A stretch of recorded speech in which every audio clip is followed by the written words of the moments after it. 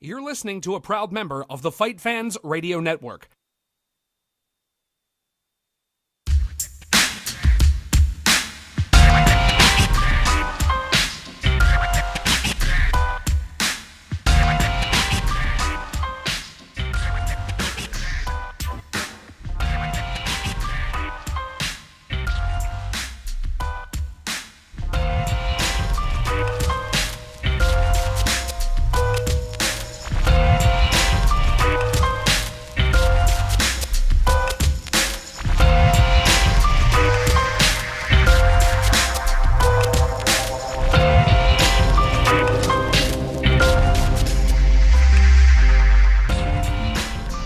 All right. Brand new show. FanAddicts MMA Show. I am your host, Erica Lewis. I am joined by my co-hosts, Justin Cohee and David Wolf. Hey, how's it going, guys? What's up? I get nothing from David. Are you mad at me, David? Oh, I said it's good. Oh, okay. Good deal. Yeah, it's a good day. It is the day before what I would call one of the most anticipated fight cards. Mike Easton, of course. Of course, for Mike Easton. Mike Easton making the main card against Ivan Menjivar. We will discuss that in detail when we do our predictions.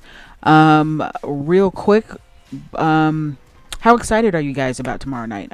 I wager that are you both really stoked for it, or do you think that this is going to be Anderson Silva going in there doing his usual, considering his first fight with Chael Sonnen was his unusual? Do you think he's going to come in here with his usual, come in, clean up shop, and go out and party? I'm not sure what would happen, but I am extremely excited. Even if that happened, that would be great. I'm excited to see that. But it's, Anderson against Chael too is. I'm anticipating this fight. I've wanted to see that rematch for a long time. I attribute a lot of Anderson's getting his ass kicked in that first fight to his injuries, and maybe I'm wrong about that. Anderson had a tough time with Travis Lutter, difficult time with Dan Henderson, lost a round or two to both those guys due to wrestling, and then Chael dominated him for 23 minutes, and maybe that wasn't an anomaly, and maybe Chael will repeat it this time and not get triangled. But I'm super psyched about seeing that fight, and of course, Mike's my buddy, and I can't wait to see him debut on pay-per-view, and he's skyrocketing right now, so I'm thrilled. What about you, Justin? Do you feel the same? Are you one of those people who's going to be happy either way, no matter how the fight turns out, or are you looking forward to something similar to last time where Anderson Silva is actually tested? I tend to lean the same way as David does in this regard. I do think that the injuries that Anderson Silva was suffering from at the time definitely made a difference. I mean, from someone who has had a fairly minor rib injury, and just to speak on how painful that is and how long it takes to recover from, I mean, I can't even imagine attempting to take part in any sporting event, let alone a physical confrontation where someone's laying on top of you and punching you in the ribs and that sort of thing. On top of that, we're going to get to see Tito Ortiz and his farewell fight. Patrick Cote's back in the UFC. Damian Maia's dropping to 170.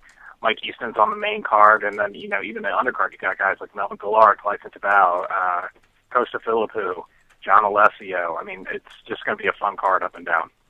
Yeah, I agree with you. I think this is a really, really great card. Are either of you disappointed in any way that it's not what it was going to be? Like, does that affect how you're viewing this card, or are you just as excited as? Because if you just look at this card in a vacuum, it's awesome. But what it was supposed to have been was probably the most stacked card maybe in history. Yeah, I do think that I think that's what kind of hindered me in getting excited towards any UFC card for the past few weeks, just because every time I get excited for something, an injury occurs or something happens where they have to move a fight. And it just got to the point where I was like, you know what, I'm not even going to get my hopes up. If they announce something, I'll be like, okay, cool, we'll see if it actually happens. So I think I was kind of reserved at first with this card just because, we lost the Bisping Boas fight. We lost Dominic and Uriah, which would have been awesome. It would have been great to see Dominic and Mike fighting on the same card. again. So I mean, it definitely kind of caused my excitement to slow or to not grow as quickly. That's what she said. You can't do your own. That's what she said. I certainly can. It's all principles. But now that I think of it, as someone who has watched pretty much every Anderson Silva fight in the UFC, live, including getting to actually see him fight in person one time. You're talking about the Forrest Griffin fight, aren't you? Yeah, I was actually there for that, and that was just unreal to actually. I mean, that's kind of I don't know if I can actually say this, but maybe it's almost like watching the Ali of our time fight. And it was crazy to see, and I get excited every time he's going to fight. I don't care if he's going to. He doesn't talk like Ali. He doesn't talk. Maybe now he does. But I mean, it's still he's the greatest of all time in mixed martial arts, arguably. So it's just a privilege to watch him fight. Arguably, yeah. Arguably, well, because I know someone could say something else to it, but even if he came with a performance like he did against Patrick Cote or Tal Slatis or Damian Maia, there's just that allure to him that you just want to see him fight every time, and I couldn't be more excited. Yeah, I have to agree with you guys. There was a point where this card probably was going to blow a lot of people's minds. I still think it's a great card. And this is one of those rare instances where some of the injuries kind of worked out, I think, in favor of the card in some respects. Mostly when I'm talking about the Patrick Cote versus Kung Le fight. I think that is a more interesting fight than the original fight, which of course was going to be Rich Franklin versus Kung Le. Not to take anything away from Rich Franklin. If the UFC doesn't eventually put him in the Hall of Fame, that will be an absolute travesty right there. But Frank Shamrock level travesty. Yes, sorry. Frank Shamrock level travesty. But having said that, he's not the most exciting fighter in the world. He's very efficient at what he does, but I think Patrick Cote and Kung Le are going to deliver us a really interesting fight. Both of these guys are going to want to bang. Cote's going to kick his ass. I think so too, and I'm looking forward to seeing Cote back in the UFC. I think he had, his knee injury, and then he came back and he fought Alan Belcher, he's a huge middleweight. He's a tough guy, as we're learning, and we're also learning he's been calling out Michael Bisping, and I would love to see that fight. Either Michael Bisping versus Alan Belcher or Michael Bisping versus Brian Stan, but we could talk about that later. All right, so let's get started with our predictions. With our predictions. Just a little bit. Let's talk about these predictions. Of course, our prediction segment is being brought to you exclusively by Finishers Fantasy Fight League. You can find them on the web at fantasyMMAworld.com or FinishersFantasyLeague.com. They are on Twitter at FF Fight League. And they have been good enough to partner with us for our prediction segment. And if you call in today, share with us your thoughts on UFC 148, you can win a free entry into their season 3, which actually starts on Saturday with UFC 148. The best part about fantasy MMA world is that the grand prize, and I don't know too many other fantasy MMA leagues that are offering this, but they are offering 2 tickets to a future UFC event, and that includes airfare and hotel. That is the grand prize right there. That is number 1. If you come in number 1 for this season, that's what you win. I think that's absolutely amazing. I think second place gets a Kindle Fire, which isn't bad. I have a Kindle Fire, but I'd be shooting for that number 1 spot right there. We've given away a couple of them on Twitter so far. Be sure to follow us on Twitter at FanAddicts MMA. And check out our website, FightFansRadio.com. Our website is not up yet, but there is a sign up for our mailing list there, so we can keep you up to date on our prediction segment and the winners from that. and any future news for Fight Fans Radio. We got a lot of really cool things coming up for Fight Fans Radio. All right, so let's talk about this card. And you get to compete with me. And you get to compete with Justin Cohee, and I think that's going to be awesome. I would actually like to see if you're proud about your numbers after tomorrow night's card. Feel free to send them to us, and we'll talk about it on air and compare it to Justin Cohee's, and we'll have Justin talk about his experience working with Finishers Fantasy Fight League and how he enjoyed the experience and the competitiveness of predicting fights against other MMA fans. I'm not going to lie, guys. This is probably a good chance to be facing me because my picks have sucked lately. So we have those seasons, man. We have those seasons where our picks are absolutely awful, and then we have those seasons where we're fantastic at them. I mean, and that's like when I picked Melvin Gillard to lose against Joe Lazon. We will never hear the end of that. Oh my God. You never hear the end of that. Or how I picked Damian Maia to beat Chris Weidman. You did pick Damian Maia to beat Chris Weidman, although that fight was so awful. Neither one of those guys really won in my book, but whatever. All right, let's talk about this card. UFC 148, Anderson Silva versus Chael Sonnen 2 takes place tomorrow night, pay-per-view. They are in Las Vegas, Nevada for this event at the MGM Grand Garden Arena. The night is actually going to start off with our very own Mike Easton. He's a DC native. He's been in the game for a long time. He's got 2 wins so far in the UFC. One of them over Byron Bloodworth, I believe was his name, and the other one was over another friend of the show, Jared Papazian. So we get to see Mike Easton come in here against a real veteran. I mean, not that Mike's not a veteran, but this guy is super tough. He's been in the fight game for a long time, and he'll be fighting Ivan Menjivar. And before we give our predictions for this particular bout, the number to call in your predictions and share them with us is 410-988-6525.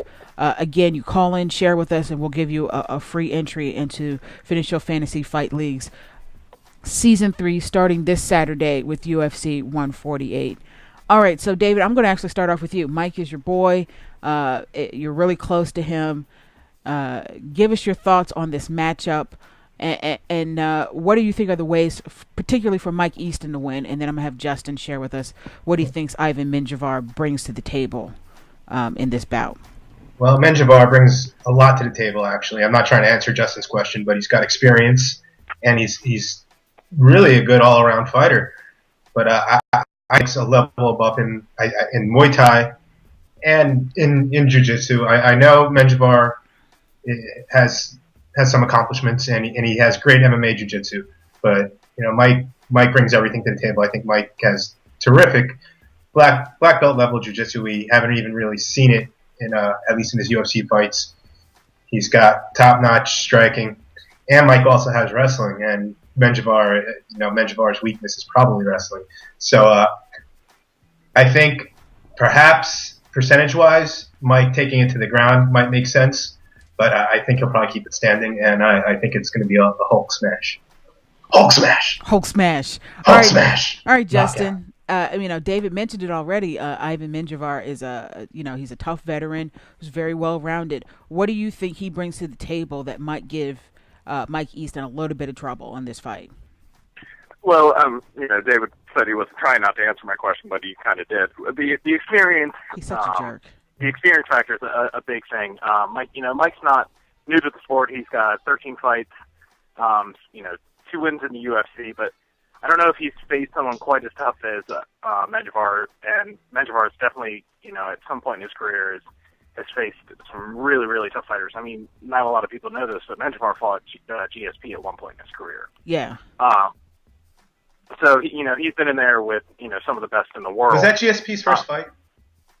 I don't know if it was GSP's first fight. I will look it up right now while we're talking. Go ahead, Justin. I'll look it up right now. But what I like about Menjivar is, not only his experience, but I feel he's very good at adapting to whatever situation he's put in. And I also think that he's an extremely tough fighter. In his last fight against, I believe it was John Albert, he got caught with a head kick at one point in the fight, and eventually rebounded and got a submission victory. So for him to be able to come back from that type of adversity just shows how much heart and how tough the guy is. I don't think he's going to win the fight. I think Mike is probably. I think the UFC is treating him so well because they know that he's going to be a big thing in the weight class. Yeah. We talk about that a lot on this show, and the thing that Mike Easton brings is a lot of personality that people can charisma. Kind of charisma. Yes, he's got charisma. He's got it. Can I tell you what? Ears. Mike against Dominic would be huge fight if it comes about. Oh my God! Not only would that be a huge fight, just matchup wise, but I think it'd be a huge fight considering that they're both training partners. Like on pay-per-view, actually. Yeah, I agree. You got to do that fight in DC. Oh, that would be awesome. I wish they would come to Maryland. Damn it. Anyway, I'm the only one here who's from Maryland. So, how about it, UFC? How about the First Mariners Arena down in here in downtown Baltimore? Let's do it. Maybe I should start a. Don't hold your breath on that one. I didn't know. I'm not. Shut up. It's not in New York. Fairfax. If you can get him in Fairfax, I think you can get him to Baltimore. Well, yeah, I think Baltimore is probably a little bit more easy. It's not a little bit more. It is a lot more accessible than the Fairfax, Virginia at the Patriot Center. Although there's not nearly as much public transportation there is. You can take the light rail in Baltimore. You can take the MARC train to Baltimore. It's right off 95. It's an easy shot. There's tons of money in Fairfax County too, though. It's true, but when you're in the middle of nowhere, tucked up underneath a rock, no wonder they had shitty turnout for their last card. I mean, there was a lot that went into that, considering that there wasn't a whole lot of advertisement for it either. But I've just never liked the Patriot Center for a venue. Okay, we're getting off the beaten track here. So great parking, though. Great parking. The parking's not bad at all. Mike, let me get your predictions. David, who are you picking in this fight? Really? You're going to ask me? Yes, I am. I'm going to officially ask you. Yes, I am. I'm picking Mike Easton by knockout. I'm surprised. Shocked, right? Do you have a round that you think that this is going to go to? Second round knockout. Second round knockout. So David is saying second round knockout for Mike Easton. What are you going to say for this, Justin Cohey? I think Mike Easton's going to win the decision. I actually tend to think Menjivar might be able to win a round. If he is going to win a round, I think it'll be the first round because I do think Mike's a little bit of a slow starter. Yeah, I would agree with that. So I think, if Menjivar's going to win a round, I think he might come out in that first round, maybe just, outbox him a little bit. It'll be close, kind of like, in the Papazian fight where, Easton and Papazian were going back and forth, and it got kind of close, so it could go either way, but I think it'll lean towards Menjivar, and then I think that'll light a fire under Mike's ass, and I think he'll win a commanding decision in the last two rounds. All right. I'm actually tweeting our predictions, unanimous. We're all picking Mike Easton. I'm going to say it's a decision. I think Menjivar is a really tough dude. I'm going to say Mike Easton gets this done via decision. That's what I think a realistic prediction is, but I think what Mike Easton needs to do is exactly what David said, and that's to go in there with a second round TKO. I would love to see that, a second round TKO for Mike Easton. I think that would really shoot him up in the rankings, not only in the rankings, but in terms of fan recognition.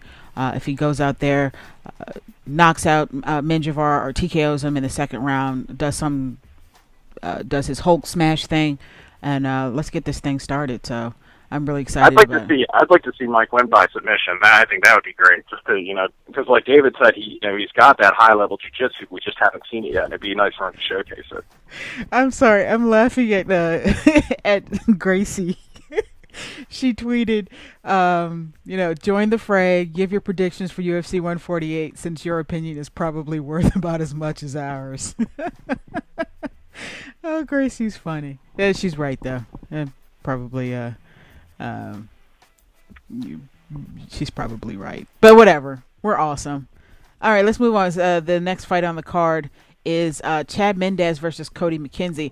First off, I'd like to say I think this is a strange matchup. I mean, doesn't it kind of sound like the UFC setting up Cody McKenzie to fail in this fight? His ass kicked. Cody couldn't get his ass kicked. I mean, but Cody was supposed to get his ass kicked in the last fight as well. I mean, the guy he didn't fight Chad Mendes in his last fight, though. No, I mean, but he fought a guy that, really strong wrestling base, who's a really big dude. He came in with an impressive record, and Cody McKenzie still manages to get that McKenzie teen on people. I think that is still not only going to happen tomorrow night. You don't think so? You think Chad Mendes is going to... There's not going to be a McKenzie team. There's not going to be shit. There's going to be Chad Mendes winning this fight handily. All right. So I think we're going to see a Chad Mendes finish tomorrow. I think that's how mismatched this fight is. Oh, you think we're going to get a Chad Mendes finish tomorrow? Oh, wow, that is... I agree with that. I mean, Cody McKenzie Chad Mendes lost to Jose Aldo, and who else? Eve Edwards and Wagner Roca. Chad Mendes. Oh no, I'm sorry. I'm reading the wrong thing. I don't think he lost to anyone besides Jose Aldo. No, actually. He didn't lose to anybody but Jose Aldo. Yeah, he's not going to be losing tomorrow night. I was looking at Cody McKenzie's record, and I should have known before I even spoke. But Chad Mendes has only lost to Jose Aldo, and he's beaten some really, tough better guys. guys than Cody McKenzie. He beat Steven Seiler, which, at the time probably didn't mean a whole lot because that was back in 2009. But after the Steven Seiler we saw on the last pay-per-view, I think that kind of means a little bit of something. Eric Koch, he's beat. This is a real big mismatch for a pay-per-view fight, really. Yes, I thought it was a mismatch for a pay-per-view fight. And this was mentioned yesterday on yesterday's Untethered MMA podcast, that this just seemed like a weird fight to put on the pay-per-view. But remember, they took out Uriah Faber and oh my God, not Diego. Hanan Barao. So that had to move something up from the preliminary card onto the pay-per-view. Yeah, but you got guys in the preliminaries that are really on their way up, and like I really see Chad Mendes getting another title shot too soon. Like who? Who do you think is on their way up? Alessio just lost. Philippou, I think has been impressive. But I think if Philippou wasn't fighting Ricky Fukuda, they would have moved it up. But I think between Chad Mendes, you can at least sell that fight based on the fact that his only loss is to Jose Aldo. He just fought for the title, and then McKenzie's got his shtick with the McKenzie team, and being an Ultimate Fighter alum, and plus now he's training out with the Diaz brothers, and he's actually if you look at Ronda Rousey's Instagram, he's like in every other picture. So I think he's just hanging out with the right people. Photoshop, dude. Photoshop. Don't fall for it. Just like she's sitting there with the bong. Seen that picture too, right? And Photoshop. Ricky Fukuda. Fuck you, duh. His last win was against Steve Cantwell at UFC 144, and I don't remember that being a very impressive fight for him. So I can understand why. It's the Steve Cantwell fight. Of course it wasn't impressive. I like Steve Cantwell. There's something about him that I like, and I just wish he was a better fighter to kind of justify me liking him. I want to know what happened to him, like why he was gone for so long. Like it kind of came out that Dana was like, if Steve Cantwell's injured or has something going on, he may never fight again. But it didn't sound like it was like an injury. It sounded like he thought he had like AIDS or something. It was weird. What kind of rumors are you starting right now? Someone's going to be like, Justin from the FanAddicts said that he has AIDS. What's going on? He's still fighting? Commission's allowing this shit? Dude's got AIDS? What if he bleeds? Not even the HIV. He's got full-blown AIDS. Yeah, he skipped the beginning part and just went full-blown AIDS. Steve Cantwell's gay? What? Yeah, I mean, how do you think he was able to drop a weight class? Oh, well, that's a good, probably. Okay, that was messed up. I even feel bad. Do you feel bad for that? I'm saying some of the best ways to lose weight are crack, heroin, and cancer, from what I understand. So, you're not too far off there in terms of dropping a weight class. We are so insensitive. We should have a good talking to. We should have a sensitivity course. We haven't alienated anybody in a while, so I think we should have a course on cutting weight. Look at us. We will get you down to your desired weight. So first you grab a clean spoon. Taught by Anthony Johnson. Anthony Johnson's going to be our first student. Oh, Anthony Johnson. I think he needs all of the above in order to really actually make him weight class. I think he's fighting light heavy now, so hopefully he'll make that. Yeah, I don't know, man. That man has just messed up he's messed up so badly trying to cut weight. I don't know. All right, let's predictions. Chad, so are we all picking our cage mistress is picking Cody McKenzie to win. She's picking a long shot here. So you guys are picking Mendez to win. I don't know, man. TKO in the second. Someone's picking is Gracie's picking Cody? Yeah. Does she like Cody or something? I mean, she might. I mean, why is she picking Cody? There's no reason to pick Cody McKenzie in this fight. Gracie, please give us some sort of justification for that. Yeah, we need a justification. Weird, strange That's pick. A weird pick. This is a mismatch of epic proportions. Whatever. Watch this guy win. Yeah, and then what? He wins by guillotine. Justin will be off the show next week. Gracie will be on. I was 6 for 6. She's picking McKenzie. You know, I'm tempted to pick McKenzie because whenever don't you dare. Whenever he's counted out. Don't you dare. All don't right. You dare. All right. Fine. I will not pick McKenzie based purely on peer pressure. But you'll be thanking me tomorrow night. That's what she said. So we're gonna say TKO. We're gonna say TKO for Chad Mendez. Say Chad Mendez. TKO.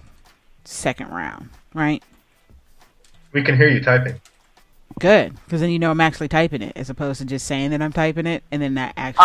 I hope Chad Mendez wins by guillotine. Oh, that would be. Fuck that shit. I hope he puts him to sleep with a guillotine. That would be funny. That's just wrong, man. All right, moving on to the next fight. I'm actually really excited for this fight. Dong Hyun Kim versus Damian Maia. Kim is a really big 170er, and Damian Maia is making his debut at 170 pounds against this behemoth.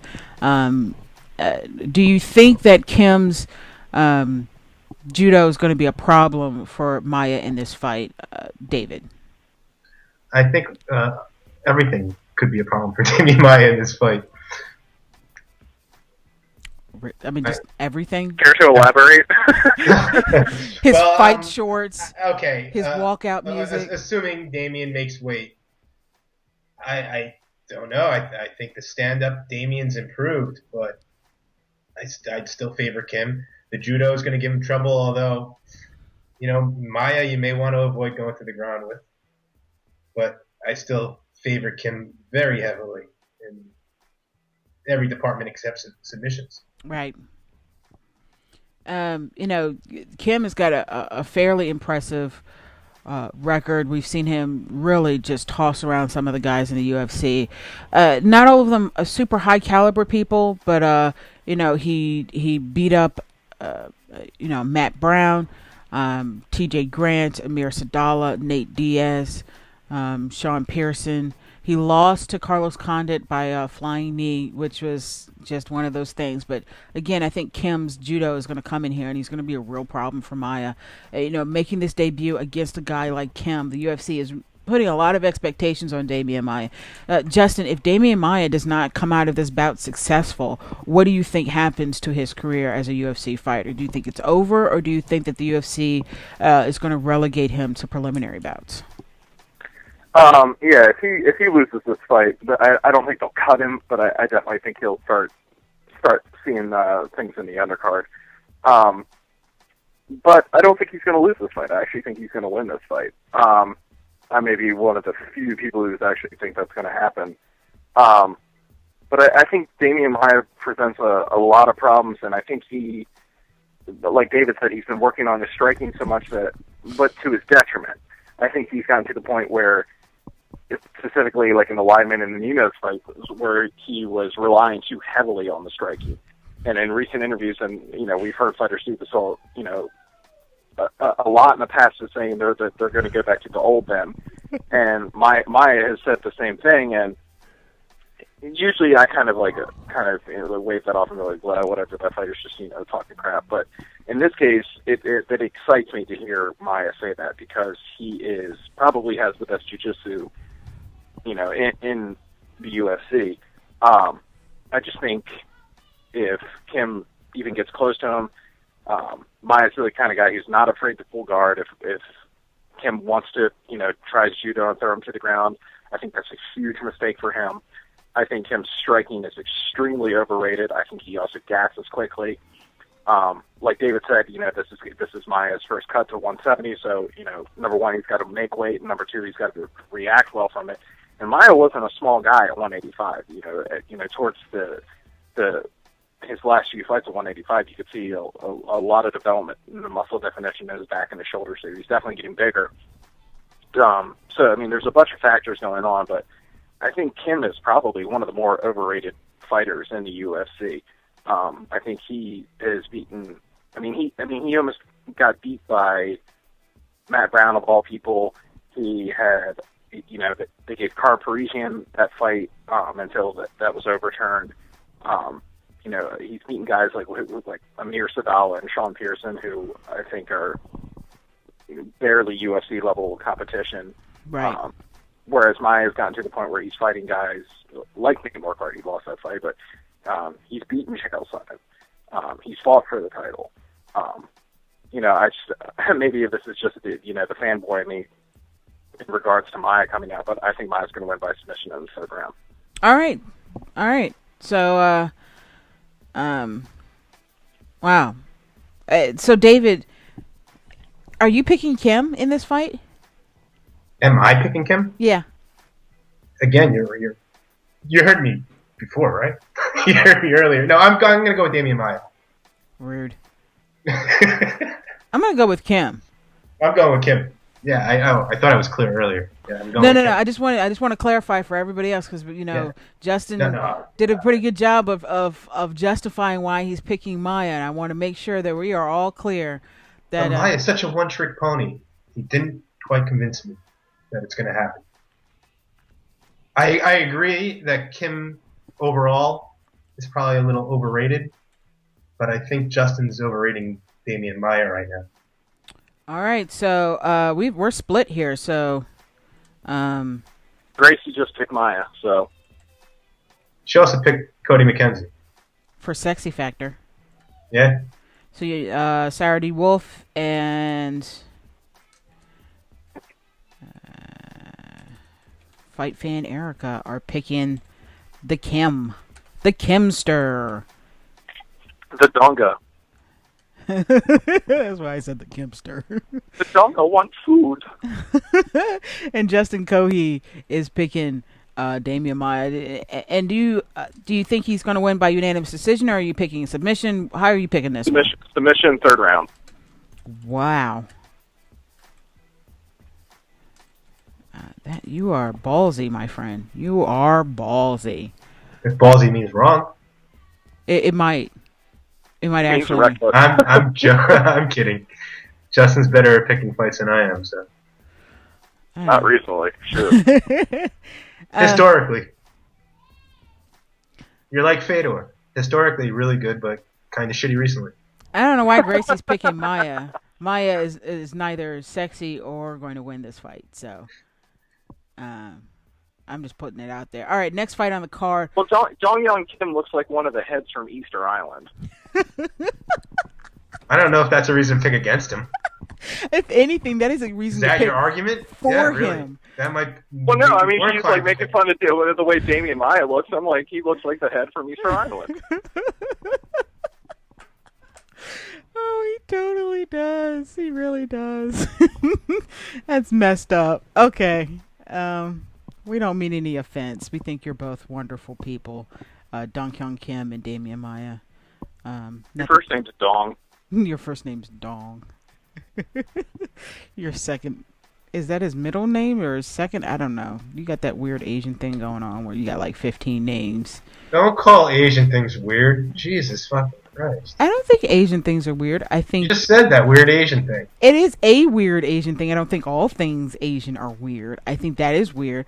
Well, clarify. the We're le- losing fans by by the twos and fours. by the handfuls. I also think it's weird that the Latino population likes to do that too. How about we stick with just first, middle, and last name instead of having like 15 names? Although that's also a Catholic thing. I am just knocking them out the park today. All right, next fight on the card: Patrick Cote versus Kung Le. Patrick Cote coming back into the UFC after being he was released after his loss to Alan Belcher. But Tom Lawler. Was it Tom Lawler? Yeah, he lost the fight to Belcher, and then his next fight was against Tom Lawler, and Tom Lawler out-wrestled him, and I believe that was UFC 121, because that was the same card Brock Lesnar lost to Cain Velasquez. Oh, that fight still makes me sad. You're right. You're absolutely right. Well, he lost 3 fights in a row: Anderson Silva, Alan Belcher, and Tom Lawler at UFC 121. He was released. He then defeated Caleb Starnes by unanimous decision in Ringside MMA 10. Then he beat Todd Brown at Ringside MMA 11, also by unanimous decision. He beat what the hell is it? Crafton? That's not a real name. Why did your parents do that to you, Crafton? Crafton Wallace? Crafton Wallace. You crafty. He fought in the UFC. You crafty bastard. Crafton. That is an awful name. His sorry. name is Crafton? Like crapping? No, like craft. Like arts and crafts, but with an O-N at the end. It's Better than Crafton. Crafton. That's true. Crafton would be awful. Could have been Crafton. But that's when your parents hate you. I think Crafton just means his parents are kind of artsy or something. I don't know.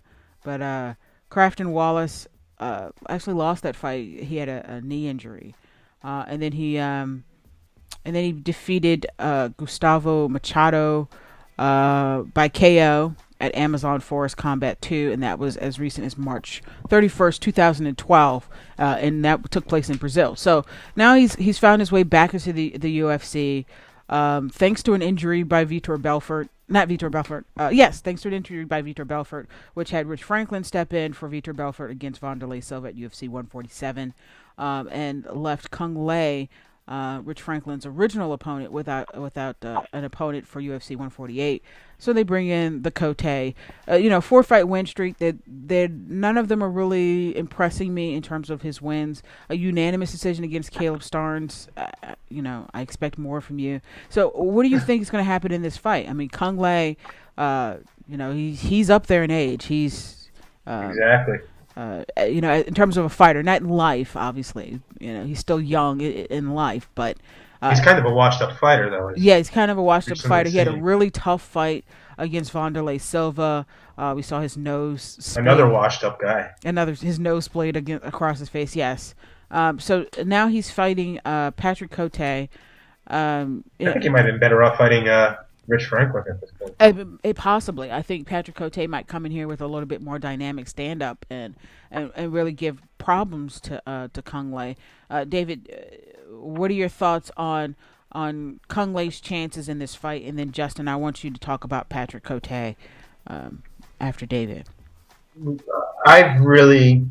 Kung Le's been an exciting fighter, but he was never really a top-level guy. Then again, Patrick Cote, he had his fight with Anderson Silva, and he was happy to survive several rounds. But like you were saying earlier, like we were just discussing, I think Kung Le's finished, and I don't think he was ever a terrific fighter to begin with. I think Cote's stand-up will be more dynamic, will be quicker, and I think he's going to finish Kung Le here. Oh, wow. Justin, talk to me about Patrick Cote and his journey back to the UFC. Does he really bring something new from his previous stint in the UFC, coming in here again against Kung Le? I mean, do you think he's got a shot as a middleweight, and does he have a shot against Kung Le? I don't know if Patrick Cote has really evolved into a different fighter since his first stint in the UFC. I think he was eliminated from the UFC based on a couple of tough fights. Number one, the fighting Anderson Silva in a fight he wins 185, just had no other contenders to put in there. Right. And then, the loss to Alan Belcher after a long layoff against a guy who was on the rise, who's still on the rise, and then to fight a guy like Tom Lawler, whose specialty is wrestling, who just happens to be Patrick Cote's biggest weakness. So I think it was just that he was kind of a victim of circumstance at the time. David made a little comment earlier about Maya being a one-trick pony. You want to talk about a one-trick pony? That's Kung Le. He comes in there with his fancy spinning kicks and his, karate and Sanshou and, whatever he wants to call it and whatever he wants to do.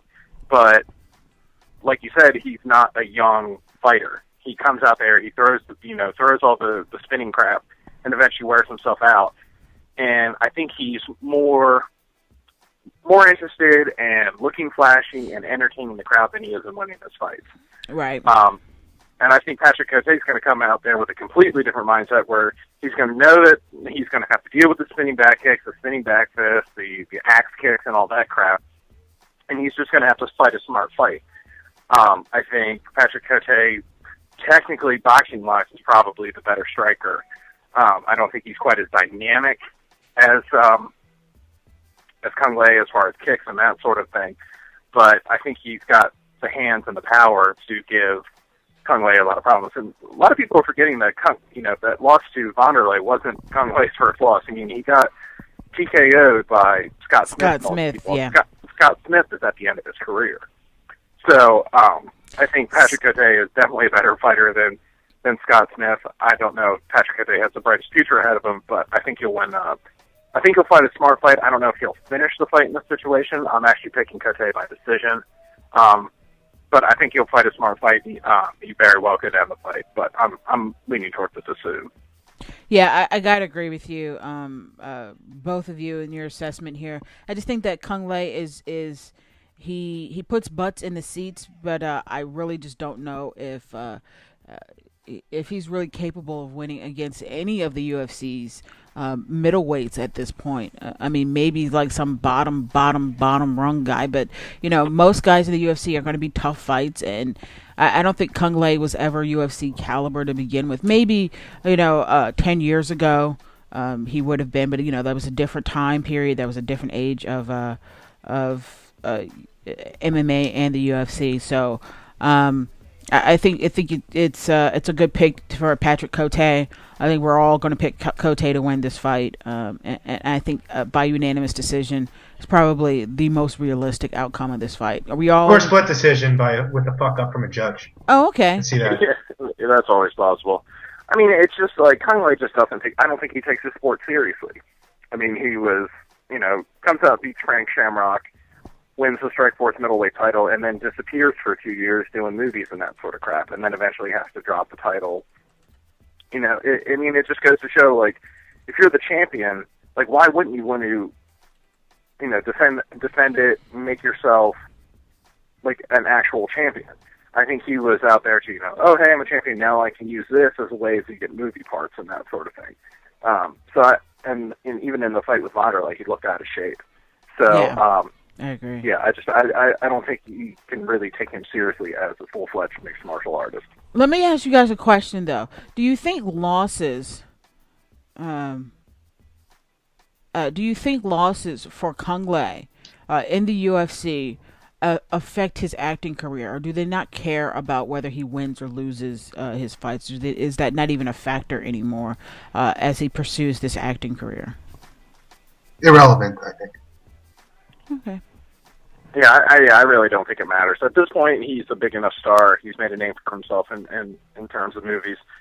I believe, and we'll probably talk about the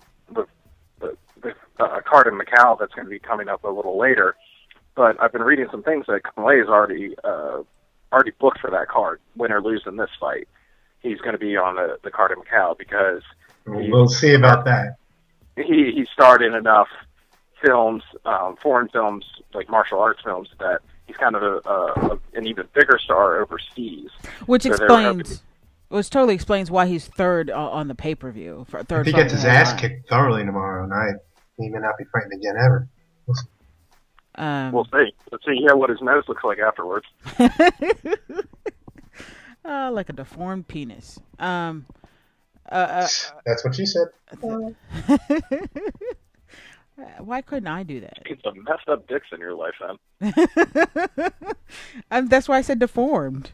I didn't say regular, everyday, average Joe penis. I said deformed penis.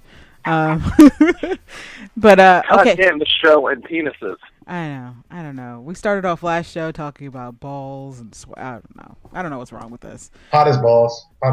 Yes. It's hot as balls out there. Yeah, it is. It's still hot as balls. I feel like the weatherman should start using that as a metaphor. It is hot as balls out there today, ladies and gentlemen. That's all you really have to say. Yes, and then you can move on. Like, we don't need to know, humidity or pollen or anything. I just know that it's hot as balls and I'm not going outside. All right, so the co-main event of the evening, Forrest Griffin versus Tito Ortiz 3. Tito we were all waiting for it. Yes, with bated breath. I demanded it on Dana's Twitter. So give us part 3. Whether we wanted this fight or not, we got I need a trilogy here. So 2 was not enough. So we ended up with this fight, and oh, that's just awful. I like it though. I like the way your mind works. That's what she said. Yeah, I like it. So they are 1-1, right? Tito won the first one. Questionably. Arguably. And that was at UFC 59. They met again at UFC 106, which Forrest walked away with the split decision win in that fight. That was a bullshit split decision, by the way. It was. I don't like their stylistic matchup. I really don't. Just stylistically, I think that they're awful matchup. But they're meeting again for the third time. But what makes this so significant is that Tito Ortiz has stated this will be his final fight. He is retiring as an MMA fighter, win, lose, or draw in this fight. Did you see the countdown show? No, I did not actually see the countdown show. I did see the prime time. I did not see the countdown show. The countdown show was a lot better. I didn't see the primetime show, but from what I understand, the countdown show was great, especially with Anderson and Chael.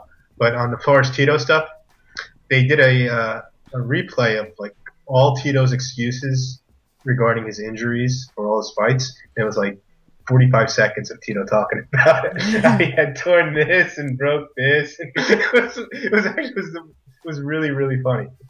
Yeah, I saw a comment on Twitter today saying where it was like kind of a retweet of something where Tito had said, I'm tired of being injured, I'm tired of being hurt, blah blah. And then the comment to that was, well, I guess he's still not tired of talking about it though. Wow. Yeah.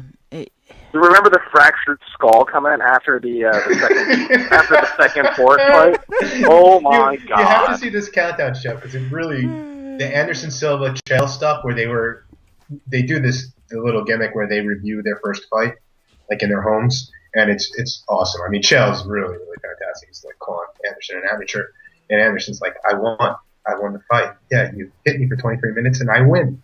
It's really, really awesome. I've seen like clips from it, and I think probably the best part is when Anderson Silva with his really bad English and that high pitched voice is talking about he gonna break your face. All right, thank you. And he says it like 18 times. I break your face. I break your face. Okay. He's got that high pitched Mike Tyson. Yeah, and I like when the way he says his name. Chael. I break your face. He whispered something to him something from a few days ago. One of the press conferences, they were actually like face to face for some reason. I don't know if it was part of the press conference, but he whispered something. Their stare down was pretty epic. It was pretty scary. Chael Sonnen has done an amazing job once again, I think, of promoting this fight, whether you like his style or not. And I did watch Ariel Helwani and Luke Thomas talk about it on the MMA show. That was pretty good. I like both of those guys. So and it was a good conversation. And Luke Thomas is one of those guys who he's not a fan of this pro wrestling style of promotion, but Chael, but Ariel is so. Yeah, but Chael has done such a phenomenal job of making himself such a caricature, and you either love him or you love to hate him, and I hate him. You love to hate him. You love this matchup, though. You love this matchup. You absolutely. I love the matchup. That's different. Justin hates it like complete. he hates pro wrestling. It's like closet love. You need to come out the closet, man. Talk God about. Damn it. We'll support you no matter what. Yeah, we will. We're here for you. I feel like Justin is trapped in the closet. We need to get R. Kelly on here to help talk him out. Did you ever see the South Park where Tom Cruise was? Yes, literally stuck in the Tom closet? Cruise and not come out of the closet. That was like one of the great episodes of South Park. Tom Cruise and oh my God, why can't I think of his name? Saturday Night Fever. John Travolta. John Travolta. Yes. Oh shit! Poor John Travolta. Jesus Christ. Poor John Travolta, my ass. Okay, every stories are crazy. Every celebrity goes through this thing where they're like, is he or the isn't he stories gay? are nuts. Wait, no, let me finish. Is he or isn't he gay? And most of the time, I'm like, this is just celebrity gossip, just to sell papers. I actually believe full-heartedly that John Travolta is as gay as the day is long, and I'm not sure about Tom Cruise. Tom Cruise might actually be like one of those like asexual people, but he's just fucking crazy. I mean, that's all that is. I mean, he is just a fucking weirdo. He is a weirdo. It's that whole Scientology thing. It's a weirdo thing. And you know what? I apologize if we have any Scientologists who are going to listen. We're not going to apologize to Scientologists. But y'all are some weird. Fuck you guys. Weird people. Just weird. It's just a little too weird for me. So okay, back to the fight. Sorry. So back to Tito and Forrest. Yes. Tito. I think he would, of course, like to leave with a win here. But do you think that's possible against Forrest Griffin, who I might even be inclined to say probably should be looking at retirement as well? I mean, he has nothing left to prove. I think he's had a good run as a UFC fighter. He's made himself, invaluable to the UFC. He's a writer now, mostly. He's selling books. He's more of an entertainer than anything else now. Do you think that this should be a double retirement fight? Or if Forrest should lose, do you think he should retire? Either one of you. I don't. Whoever wants to answer that. I don't know if Forrest necessarily needs to retire. I just think they need to recognize that he's not a top 5 or maybe not even a top 10 light heavyweight. They continually kept putting it in there with really tough guys. And sometimes you would win and sometimes you get knocked the F out. I think what he needs to start doing and how the UFC needs to start treating him is almost a Rich Franklin role, where you call him a guy when you really need him. You could possibly throw him in a main event of a really weak card when you have no one else left. I think I still can't get over the idea that Dana White doesn't like the idea of a comeback season similar to what they did with, I believe it was like the 3rd or 4th season of the Ultimate Fighter, where they brought back. It was the 4th season. It was the 4th season where Sarah won. Does Dana not like it? Because that wasn't the last thing I heard. Well, no, I heard he liked the idea of a comeback season, but he didn't want Stephen Bonner and Forrest Griffin coaching it. Which I think is ridiculous. I mean, you could seriously... the Ultimate Fighter has been struggling so much lately. Why would you not take that? Oh, and Tito Ortiz has the most giant head ever. Yes, he does. Actually, as we saw in Tommy Toho. I think, yes. If you did not watch this past week's Tommy Toehold, please do. YouTube.com/Tommy Toehold. Tommy had quote-unquote special guest Tito Ortiz on there. It was great when he asked him to move back so he could get his whole head into the shot. I can't. He was like, I can't. Oh, it's like that Family Guy episode of where it's like Minnie Driver. Yes. They're filming that scene. They're like, all right, back the camera up. Back it up. Okay, bring her in. God damn it, we can't get her whole head in. That was back when Family Guy was actually funny. On a side note here, real quick, just to promo this, Ted is an amazing movie. It is so effing funny. You have to see it. I don't care how, I don't care where, I don't care when. You got to see it. It is a I brilliant saw movie. a funny little like internet picture. It was just like, this is like the only time in history you'll ever have where men want to go see a movie about a teddy bear and women want to go see a movie about strippers. Yes. Yes. Absolutely. Wholly accurate. But it's a good movie. I mean, Seth MacFarlane is he's a really, really good comedy writer, and he really showcases it in this movie. And Mark Wahlberg does an actual good job. I'm not a huge fan of his acting, if that's what you want to call it. But I think he did a good job in this, playing kind of like this dumb Boston guy. So well worth seeing it. All right, guys. Final predictions on this. I'm saying double KO, double retirement. But one of these guys has to win. Who do you think wants it more? I don't know if Forrest really wants it. I think Tito Ortiz may come in here really trying to get the W to end on a high note. So I'm going to go with Ortiz. I'm going to go with Forrest.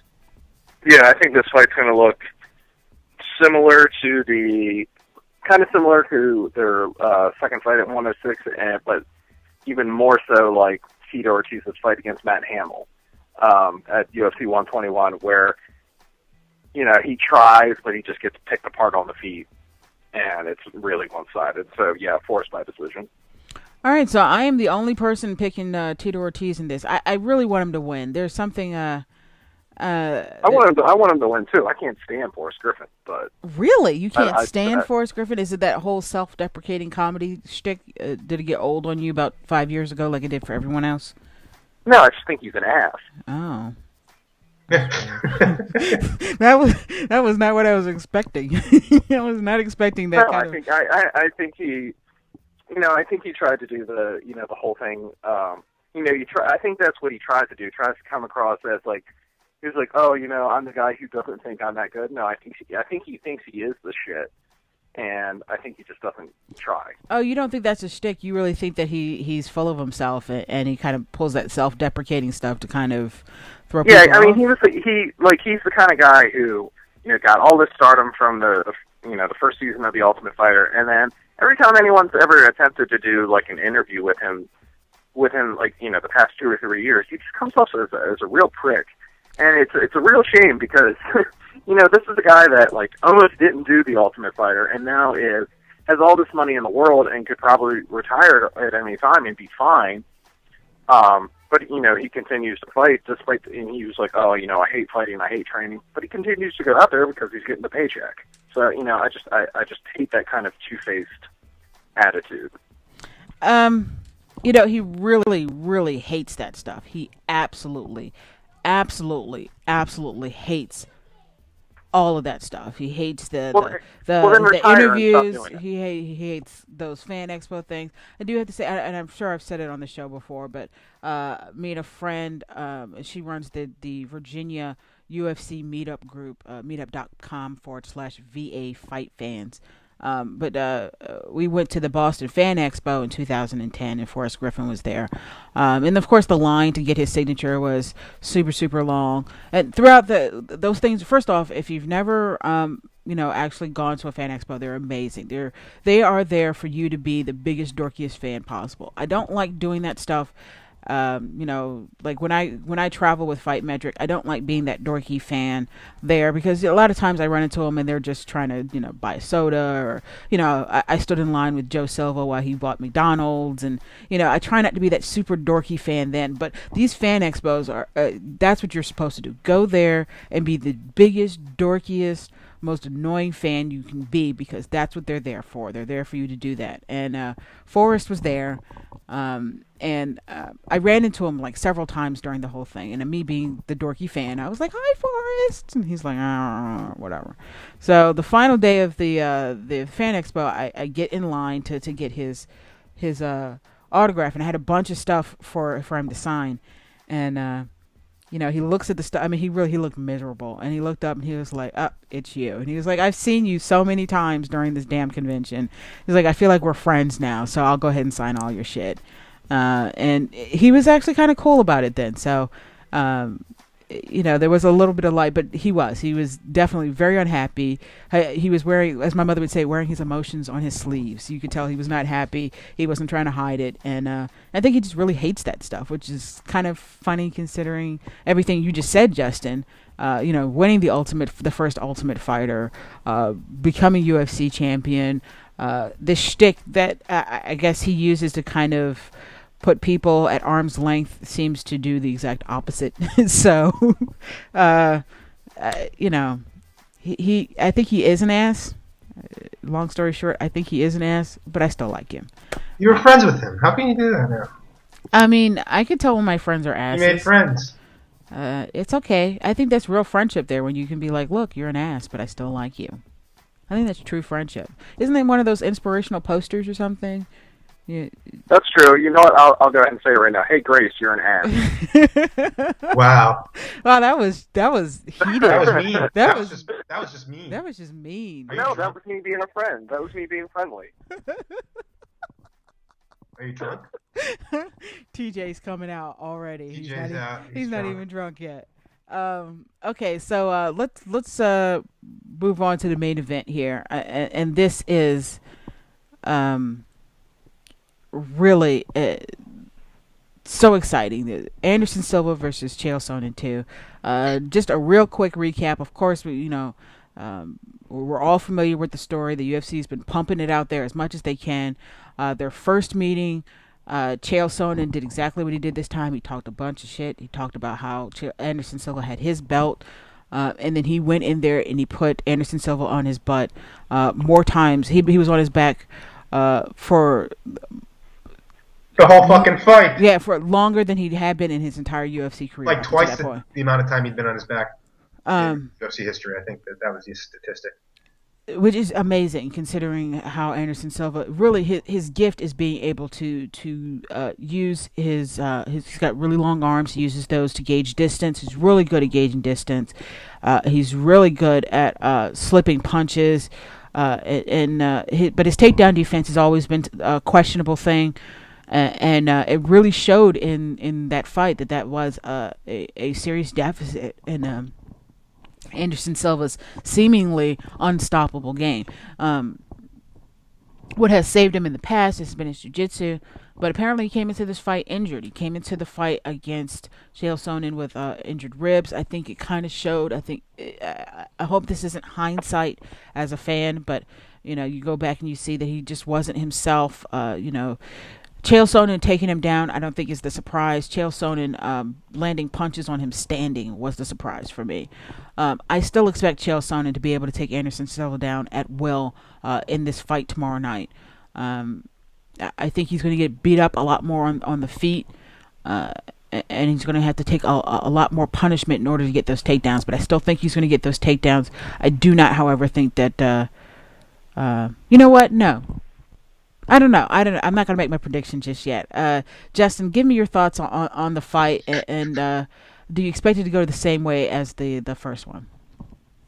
What I liked about what you just said is that Anderson Silva has continuously shown that his wrestling and that his takedown defense has always been the one glaring weakness that he's had.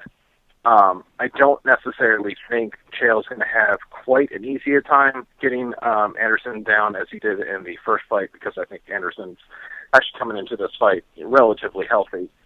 But I do agree with you. I do think he'll get Anderson down. The thing is that I don't know if he'll be able to keep Anderson down the entire time like he did in the first fight. I mean, we saw in the fight against Vitor Belfort. The fight against Travis Lutter, Anderson Silva was taken down, but he either was able to work submissions off his back, or he was able to get up and then, use his striking again. I'm excited to see the fight. I'm excited to see, how it actually goes. But I don't think Chael Sonnen is going to quite have the success. I do think it'll be a fairly close fight. I don't think it's going to be one-sided either way. But either way, I feel like it ends with Chael Sonnen getting finished on the feet.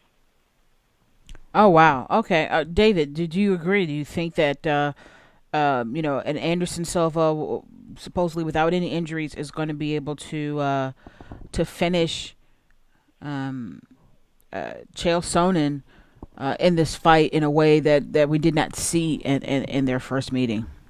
That is my thinking, but I just don't have any certainty with that. It could go very, very much like that first fight, but I expect it to go differently. I expect Anderson to finish him on the feet, but we'll see. That wrestling takedown defense, that wasn't just a hole we saw in that fight. We've seen it with Dan Henderson. Yeah. We've seen it with Travis Lutter, and I'm not sure he's plugged that hole at this point. Another thing we should bring up is that Anderson has looked terrific since then, and Chael has not looked that great at all. And if Chael comes into this fight like the Chael of the Michael Bisping fight, I think Anderson's going to destroy him. But Chael comes in like he did last time. It's 2 years later. They're both older. It's an interesting matchup, and Chael has the style to beat Anderson. Yeah. But I'm picking Anderson to win via knockout fairly early, if not the first round. I'm thinking the second round. But it's very, very interesting. Terrence from Southeast is tweeting me and saying that pardon the interruption is actually talking Silva Sonnen, which is huge because the last time I heard those guys talk about MMA, they were talking about how much they hated it. So that's what this fight does. This fight makes people who normally don't talk about MMA have to talk about it, and I think that's the significance of this fight. The UFC, if they're smart, what they're hoping for is Chael Sonnen to come out the winner, because a third fight between these two would be humongous for the UFC, and it's hard to justify if Silva wins the first two. So what happens before I give my prediction on this? What happens should Chael Sonnen lose? He's had 2 shots at the title in 2 years, and come up short, and would have come up short twice. What happens to him there? Does he just become like the John Fitch of the middleweight division? Pretty much. I mean, I don't know what else you do with him. I think he's going to be the kind of guy where there can... But at the same time... Okay, let me start over. Yes and no. Yes, because he's going to be perpetually the number 2 guy in the division, where he's going to beat any of the top guys that they put him against. But in John Fitch's situation, John Fitch is not a marketable fighter. He's also not an exciting fighter. Chael Sonnen has found a way to make his grind him out style exciting, because he has pillows for fists, but he's constantly hitting his downed opponents. And then we just saw in the Brian Stann fight that he's got some submission skills as well. John Fitch doesn't really do that. And on top of that, Chael Sonnen talks like, a freaking pro wrestler, so people love him for it. John Fitch just kind of goes to their fights and then goes home. So I don't know if you can necessarily put them in a similar situation, because, Chael Sonnen can talk his way into any fight, really. But at the same time, I do kind of see where you're going with the idea that he's so good, but he can't beat the champion, sort of thing. Right. There's WWE for him. Yeah, that is an absolute possibility for him. And I'm looking. Never see Chael Sonnen again. I'm looking at his record right now, and he does have submission wins on his record. He beat Tim McKenzie via Bravo choke in 2007. Lost by triangle choke. Lost by it's like lost by triangle, lost by armbar, lost by triangle. There's Chael Sonnen's fight against Babalu might be one of my favorite things in the world to watch. Really? Yeah, because at one point Babalu has him in a pretty deep heel hook, and Chael Sonnen's his face is against the cage, and he's screaming in pain. And then he eventually gets either triangle or armbar. I can't exactly remember, but. Wow. He gets a triangle choke on Chael Sonnen in that fight. That was at UFC 55 back in 2000. Yeah, that was one of the UFC staples when they were for the opening of their UFC Unleashed show, or any fight night show. It was always where it's a bunch of clips of people get knocked out or submitted, and that was one of the clips where he's just like, Chael Sonnen is just screaming out in pain. Wowza. Okay, I understand the argument for picking Anderson Silva. That is the smart pick. But I never said I make smart picks. And, I'm not sure anyone's ever said that. No. you know what? I will bring up, I don't know what to say, but bring up some of my picks. I think I'm actually going to go with Chael Sonnen. I'm going to go for the long shot in this fight. I know it's definitely a long shot, and there's a good reason for it, but I've been impressed with Chael Sonnen's, the people he's bringing in to help him with submission defense, and as a wrestler, I think that he definitely has the ability to have really strong submission defense. It was not something, I don't think it was something that he lacked per se the knowledge of, but he lacked the discipline to really recognize when he's in trouble. He's a stubborn SOB. I mean, we know that. He thinks he can get away with something, and then he gets submitted. So I'm going to pick Chael Sonnen. Or then he gets arrested and charged with fraud, real estate fraud. You know what? If I'm going to pick Chael Sonnen in this fight, I might as well go all out crazy. I'm going to pick Chael Sonnen by submission in this fight. Yeah. I know, but it's amazing, isn't it? That's an amazing pick.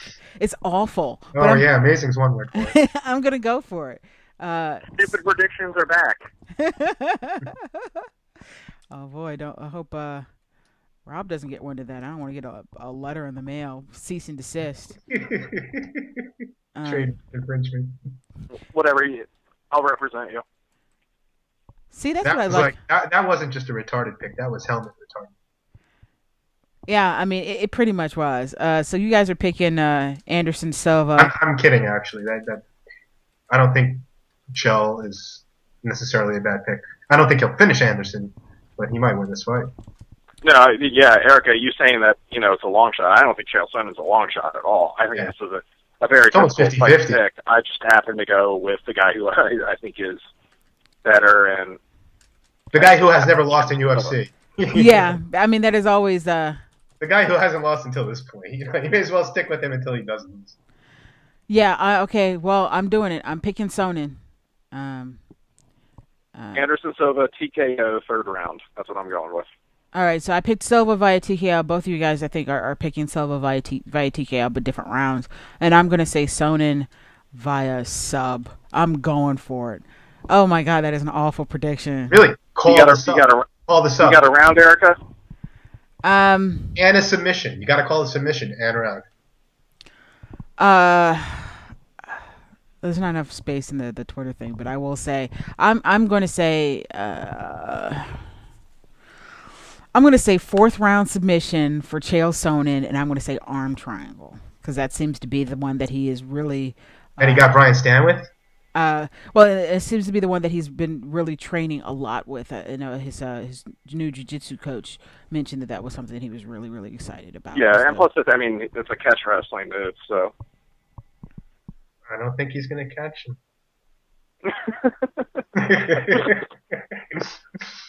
Oh wait, Terrence is throwing me for a loop here. Apparently, there is the heavyweight boxing title is being defended. Really? One of the Klitschko's is fighting, right? It must be at like 4:00 in the afternoon on ESPN.com.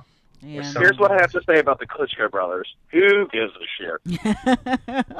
I feel the same way, to be honest with you. Boxing has just really been disappointing for me lately. They're not bros, they're gores. I constantly spell it incorrectly on purpose. The Klitschko. I don't even call them Klitschko. I call them the Clit Boars. I mean, that's what I've heard, that they're really, really boring fighters, and jab. I find jab again, jab again. Wait. Jab? Is there another jab? Yeah. Okay. There are about 500. Well, no, it's like the when the Simpsons were watching soccer, and there was like the guy from Springfield who was commenting, and then like the Hispanic commentator, and it was like, center passes to wing, passes again, holds it, and then the Hispanic guy's going, center passes to wing, holds it. And that's the way a Klitschko fight goes. I mean, they're like, the announcers are freaking out about how awesome these guys are. But everyone else is just like, Jesus, I'm watching this fight again. Why am I watching this? I mean, I definitely feel you guys on that. I think that it is. It's like if you want to, you know what, you have a Klitschko versus Klitschko fight, and then people want to watch. Yeah. But their mother won't let them do it. I'm like, get the fuck out of here. Seriously, guys. Okay. I don't even know what to say about that. Yeah. I'm actually gonna try. I think that's the only marketable fight that you have with these guys. Punch Sonnen in the face. I'm trying to find the audio clip of Anderson Silva saying he's gonna punch Chael Sonnen in the face. I punch you in the face, Chael Sonnen. I punch you in the face. Aw, I can't find it. That makes me just sad. play the Tommy Hilfiger video. It's fine. And then he's got a what's his translator's name? Ed Soares. Yes, he got an eyesores to do the translation for him, and it's all wrong and shit. It's pretty funny. All right, so those are our predictions for this fight. I'm feeling pretty confident in my choices, especially the main event, Chael Sonnen via submission, 4th round. Why the hell not? Real quick, we want to thank Finishers Fantasy Fight League. You can join up for Season 3. Today is the deadline for Season 3. We will be giving away free entries into Season 4 after UFC 148. You can find them on the web, fantasymmaworld.com. They're on Twitter at FFFightLeague. And of course, follow us on Twitter at FanAddicts MMA. And we will be giving away more entries into the Finishers Fantasy Fight League. Again, remember, the grand prize is 2 tickets to a future UFC event, and that includes hotel and airfare. So we'd really like to thank them for this opportunity to do predictions and be their official podcast for them. And again, visit them on the web, fantasymmaworld.com. So when I win, which one of you am I taking with me?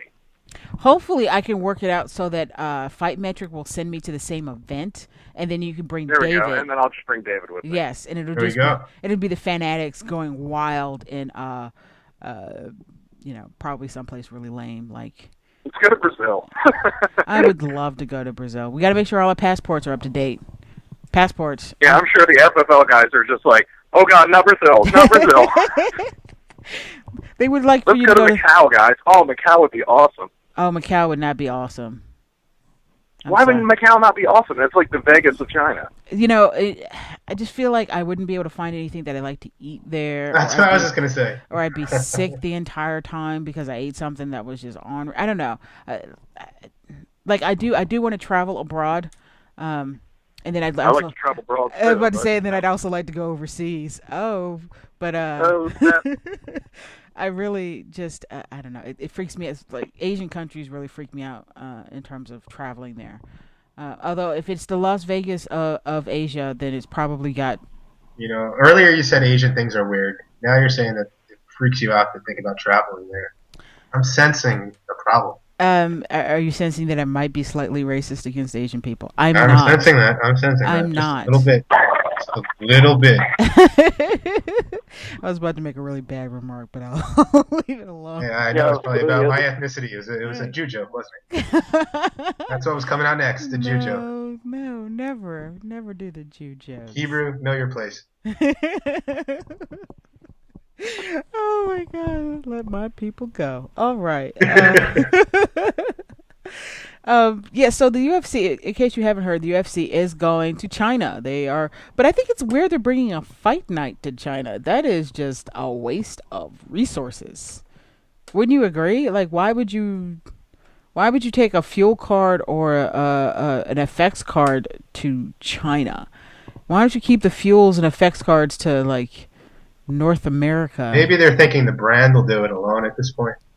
Just test the waters. Yeah, I think Dave's nailing it right there.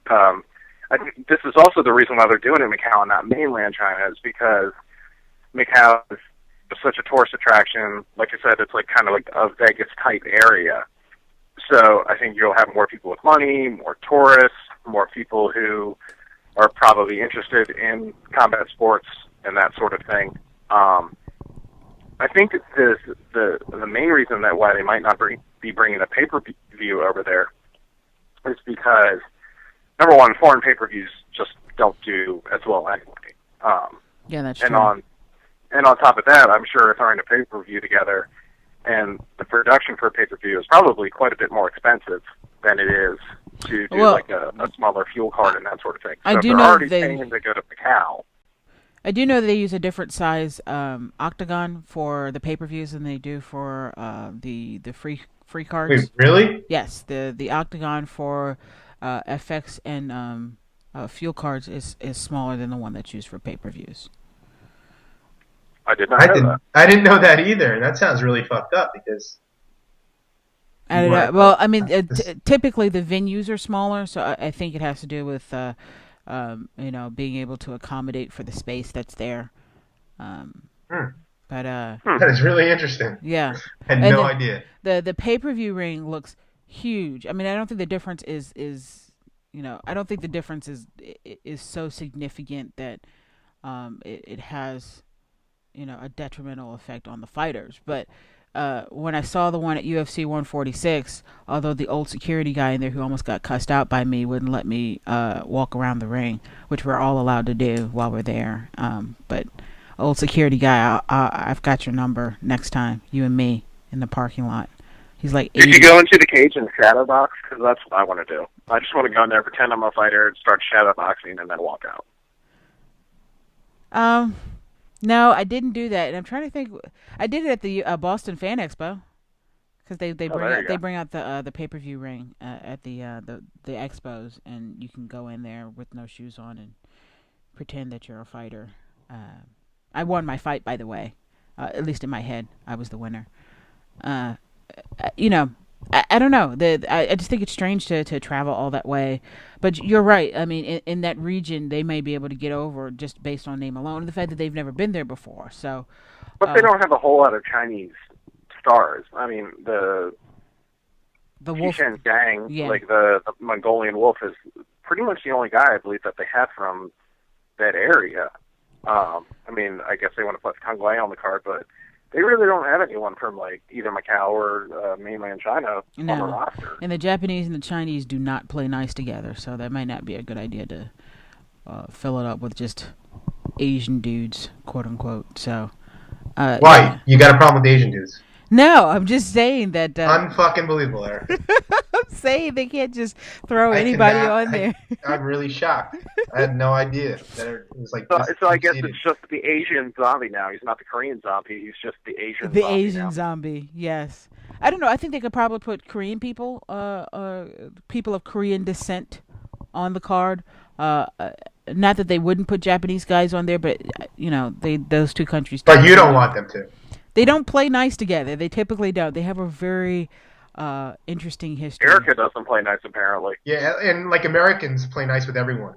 We go fuck up the world. Hey, we bring you McDonald's, and this is the thanks we get. We bring you freedom. we make you freedom is not free. Mission accomplished. Right? Mission accomplished. We make you endure freedom. Yes. That was actually the name of the mission. It was Operation Enduring Freedom, and it was so ambiguous. I love that. You have to endure our freedom. I love that you have to adopt our political system because we say so. You need to have. And if you have democracy and you vote the wrong way, we will instill who we want. You must have democracy. Mulligan. And it was July 4th on Wednesday.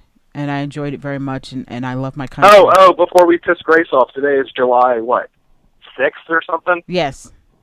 There you go, Grace. Yes. July 6th. Oh yeah, she was pissy with us because we didn't. Today is July 6th, 2012. A little late. She was tweeting Fagan today, just being like, "I love you, but for the love of God, please tell me what the date is." And I think he told her that's not going to happen. So I don't know. Yeah. If you had done it at the beginning of the show, I had already planned that I was going to correct you and give you the wrong date. Time's an illusion anyway, so it's all fucked up. Terrence from Southeast is asking us, what kind of numbers do you think UFC 148 will do? I think that's an excellent question. That's something we should have addressed. So UFC, okay, they first fought on UFC 117. So, let me get the numbers for that. I don't know them off the top of my head. I think it was 600. It was 600,000. Yeah. But really, that was just Chael. That was Chael talking people into buying it because no one gave him a chance. And it really did as well, if not better, than a lot of Anderson's fights. That didn't have a great... That card didn't have a great co-main event either. I think it was the rematch between Thiago Alves and John Fitch. Oh, that made me nauseous just thinking about it. UFC 117. Yep, 600,000. So, David, I think you bring up some good points. The numbers weren't as high as they could have been because I don't think people were buying it. I think people will buy it this time. I think True, but they still will not be as high as they should be because Fox didn't promote the show. This Fox not promoting the UFC is fucking ridiculous. It's ridiculous. It really is. It's like it won in order to their benefit to get UFC. I understand it's a UFC pay-per-view and Fox is not going to get any money out of that. But the brand, they need to promote the brand. Promoting the brand, it would have helped the August show, which is going to need all the help it can get anyway. Nate Diaz versus Jim Miller made the UFC. The ratings on that show made the Fox give up on the UFC. They've already given up. That's your theory, or do you actually? I mean, it's year one in a 7-year deal. That's my theory. I figured. I think they've taken it. They're like, well, that's the ratings we're going to get. Well, might as well just float through. Or do they actually think if that's the type of fight you're going to give us, or are they maybe a little upset that they're... This is the problem. I hate this, and I know I've said it here a million times, and I understand having big names on the card, and people show up, and we end up with crappy fights like Rashad Evans versus Phil Davis. That was just an awful fight. It was an awful, boring fight. But people watched it because... at least MMA fans watch it because they recognize Rashad Evans' name. Casual MMA fans. You're not going to make any new fans that way. They need to promote the brand and not necessarily the fighters. They really need to push that more than anything else. I mean, that was an amazing fight. Nate Diaz versus Jim Miller was an awesome fight. It was the best Fox headliner they've had so far, but nobody watched it because nobody knew who they were. And we need to stop putting so much importance on people that, let's be honest, the general public does not know. Nobody knows who Tito Ortiz is.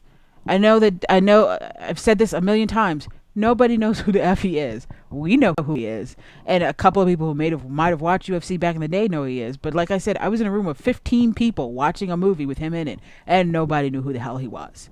And statistically, that I think that is important to point out that I was the only person who knew who he was out of 15 people. So, they need to push the brand. They need to push the sport. And there are certain people that can push. George St. Pierre, you can definitely push. Anderson Silva, you can push. Even if people don't recognize his name, you can push his record. You can push some of his amazing fights. But some of these other guys, I don't know. Sorry, I'm ranting now, but that just really pisses me off that we're stuck in this. Then I'm getting pissed on. I mean, to each their own, Justin. Don't tell me what I like and what I don't like. She loves those golden showers. Golden shower. I mean, it's warm at first. It's too damn hot for a golden shower. That's true. Oh my God, we are such awful people. We still haven't got numbers for UFC 147. Huh. Anybody yeah, I heard they're abysmal and that everyone's like afraid to release them. Let's see what the Google says. No, but they usually come from the cable companies anyway. UFC's never, unless it's a big hit. David, what do you think the numbers for tomorrow's pay-per-view are going to be? I think if they would have gotten on Fox with the countdown show, that would have done $1 million. but I'm thinking it's not going to hit $1 million. It's going to do 800 to 900. Yeah, I'm thinking 750 to 800. Which is still, those are great numbers for this. Oh no, that's fantastic numbers based upon. But I mean, you have a countdown show that was on Fuel. That was on Fuel. I mean, you're dealing with a countdown show, and I think Dave Meltzer made this point that really the people who saw it were people who were aware of this anyway. We're going to get the fight anyway. We're going to see it anyway. You weren't reaching anyone who was not aware of it. Maybe some of the ESPN coverage will. Maybe I'm not really sensing that though. I mean, I think it's a huge fight in the bubble, and it's getting some mainstream publicity. But I don't think it's going to do $1 million, especially in this climate. You don't have very many. When was the last $1 million buy show? It's been a while. 121, right? Yep. Lesnar versus Velasquez was the last 1 million. Yeah. GSP versus Koscheck was 800,000. Silva versus Belfort was 725. Yeah, I might be a little high with the estimate with 800 to 900,000 at this point, but we'll. I think it could do 800. High with 750. No, I think it's gonna do. I think it'll do 750. All right. I think it's gonna do better than John. John Jones did 500,000 his last one. Yeah. I think it's really gonna do significantly higher than that, but I don't think it's gonna do $1 million. Maybe it will though. Hey Terrence, is this you, Terrence? Yeah, it's me. What's up, guys? Hey, what's going on? What's up, Terrence? Yeah, what's up, Terrence? Let's talk about these pay-per-view numbers. Yo. Georgetown. Woo. Georgetown. Wouldn't that be funny if Terrence actually lived in Georgetown? I think that would be funny. And we'd be coming to your house to watch the pay-per-view. I just want to let you know that, because there are no crappy houses in Georgetown. I think you'd be hard-pressed to find one. Okay, so... we're talking about these pay-per-view numbers, and I'm actually inclined to think that it's going to make at least 800, maybe between 750 and 800. And actually, no, to correct you, Justin, John Jones versus Rashad Evans made 700,000 on the pay-per-view buys. So that's a good number for him. Dos Santos versus Mir was 560. 147, MMA Supremacy, who is a really good source for pay-per-view numbers on Twitter, 3 days ago tweeted he has not been able to find any sources who are willing to release those numbers. So, but they knew. The thing we should point out is that everyone expected that to do shittier than any pay-per-view in recent. Yeah, no, I don't think the no one's freaking out over it. Nobody wants to see the numbers because they think that it might have done better than what it did. I think people want to see the numbers. They want to see how shitty it did. That's why I want to see the numbers, and everybody is looking for these numbers. So what I'm saying is that everyone inside UFC, everyone anticipated that it was going to do horrible. Yeah, no, it did. No one's upset. But like 20 million people watched it in Brazil. Yeah, that card will be the absolute basement figure for like modern day UFC pay-per-view. Yeah. All right, so go ahead, Terrence. I'm sorry.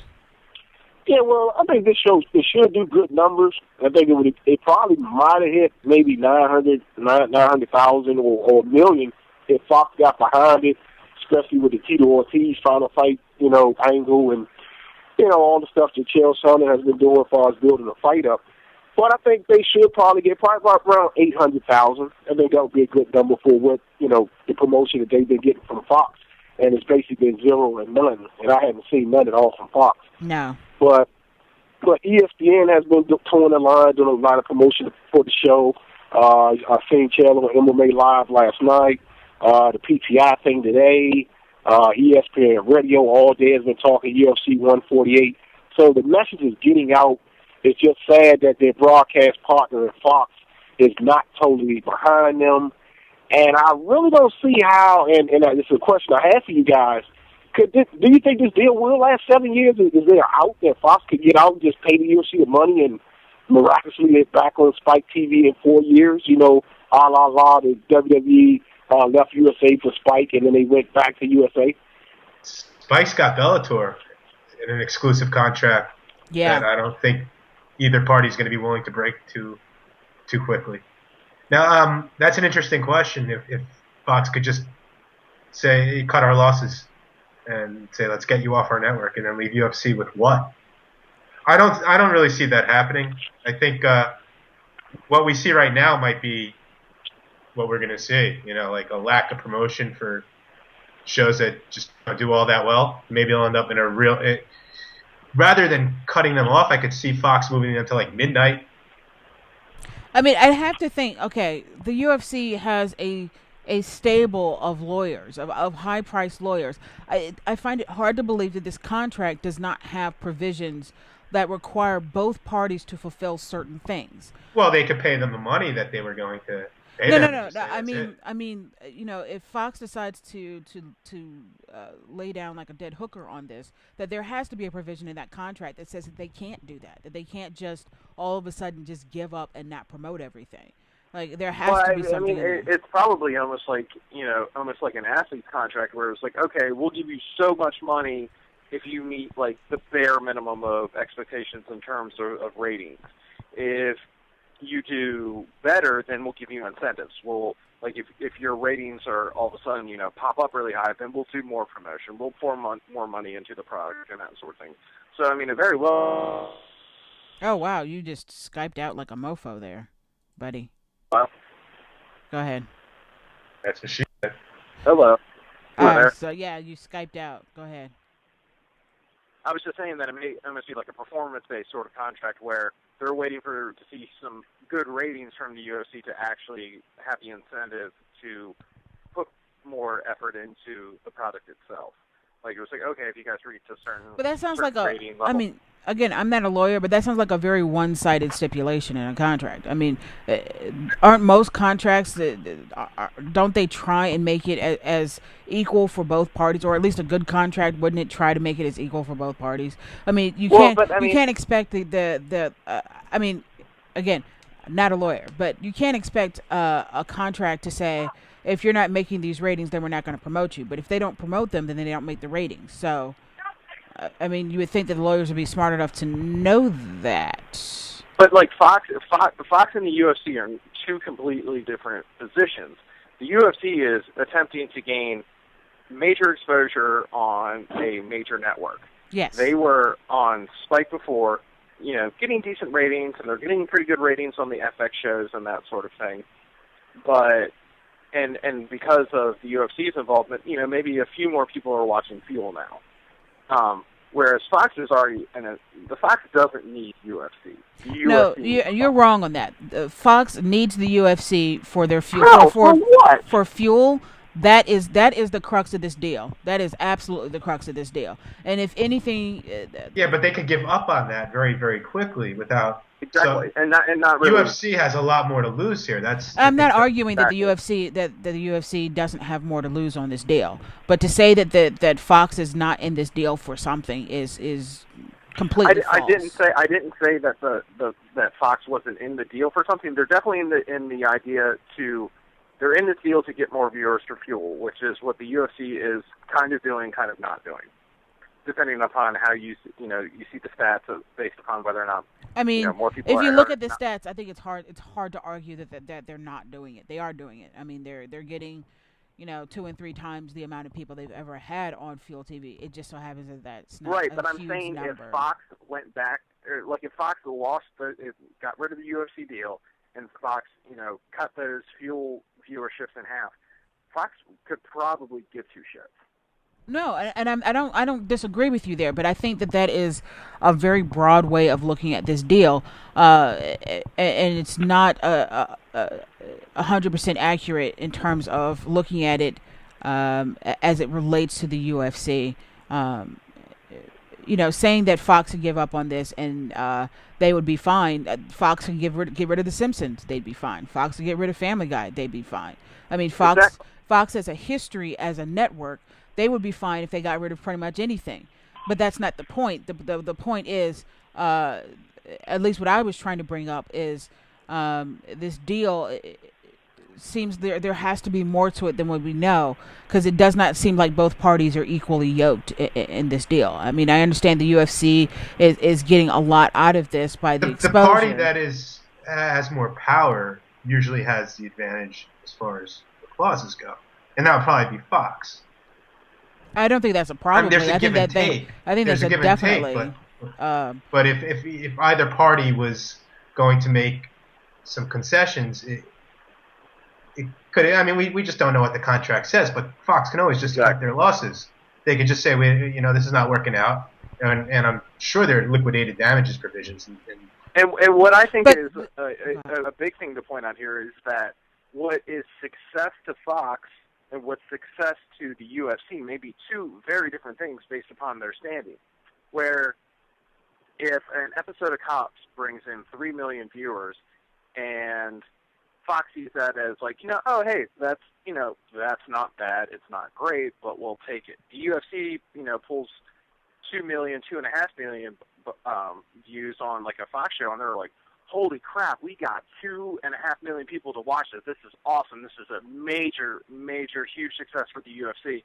But for Fox, it's like, we could have done better with Cops. or Arrested Development or something like that.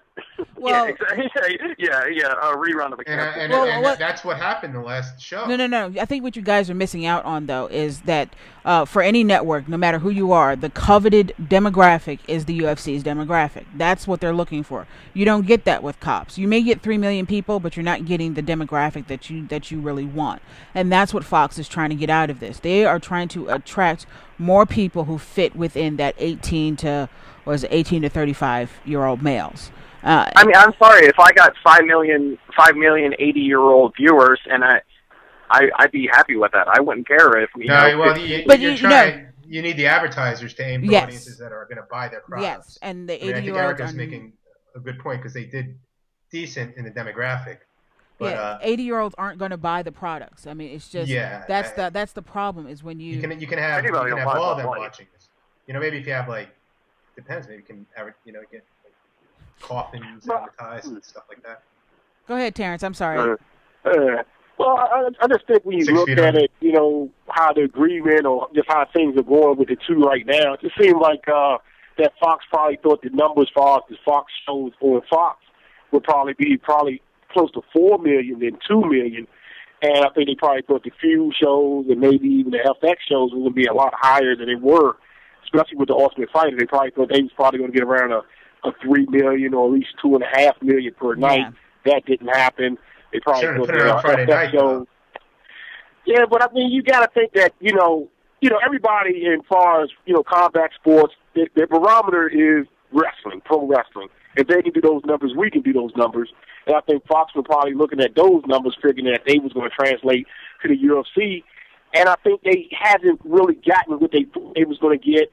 I thought they probably thought they was going to get a higher ceiling as far as the ratings, where the ratings right now, that's pretty much cool to where the point they're going to be at. And just like Erica said, the UFC is looking at, we got 2 million, great. But Fox looking at that's just 2 million. We're looking at more like 4. So they're never going to be in the same ballpark. And I just really, really have a problem with thinking that this deal is going to last another 6 years at the current state of it, because this is a show. If you build this show up on Fox, and then when you got the next Fox show coming up, people will want to, watch that show when you got sort of a main event with Brendan Burr and Shogun. So I just don't think Fox is into the UFC no more. I definitely think that they've been soured, but I think this is where the relationship is going to get especially sour, and I think the UFC has a point. Fox is acting a little bit like a petulant child here. They expected one thing, they're not getting it, so they're not going to do anything. I'm just not going to do it. You can't make me do it, so I won't do it. So what happens is the product they invested all that money into is just not going to flourish. And they would benefit from getting off their asses and actually doing something about it. Advertise these shows.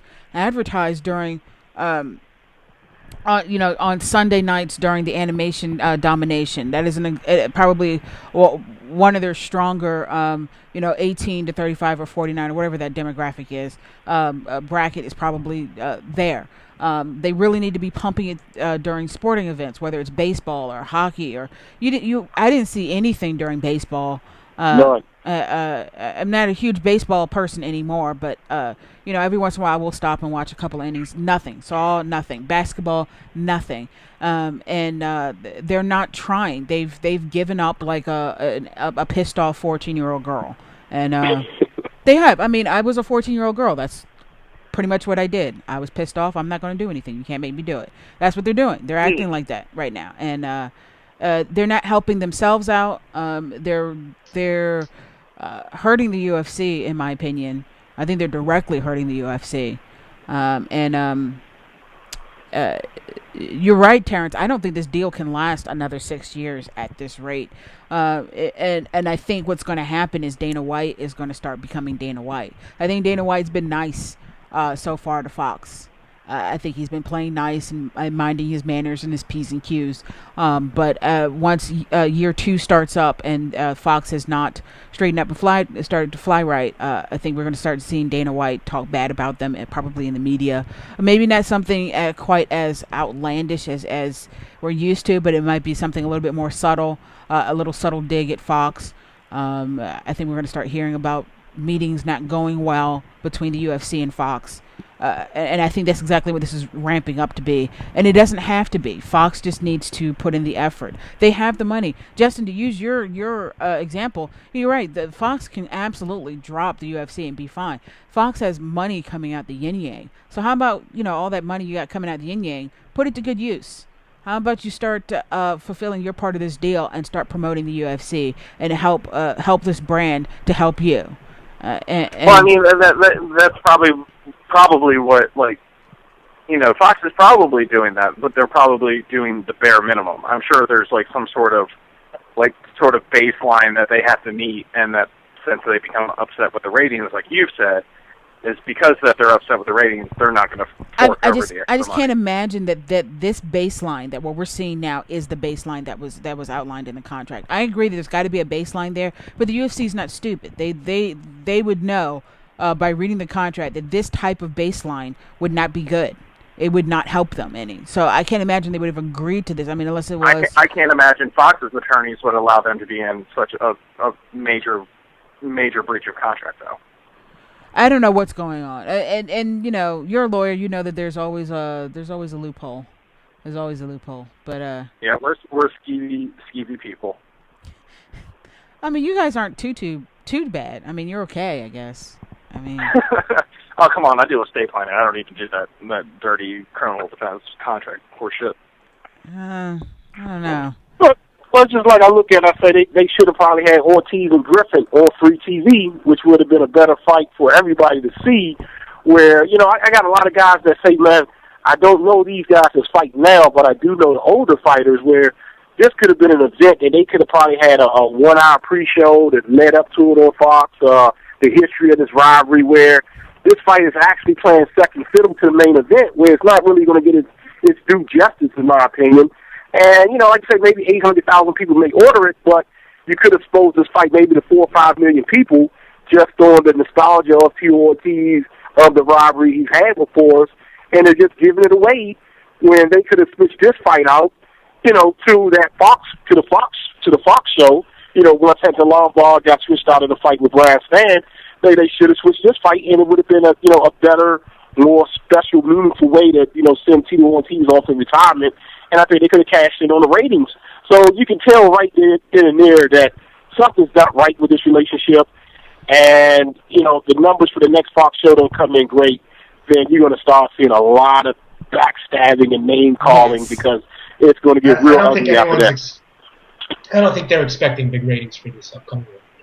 I think Shogun is not a bad name to put there. Shogun has a bit of a mystique behind him that I think people will be drawn to. I don't think the people, I do think, let's say a show does 5 million views on Fox.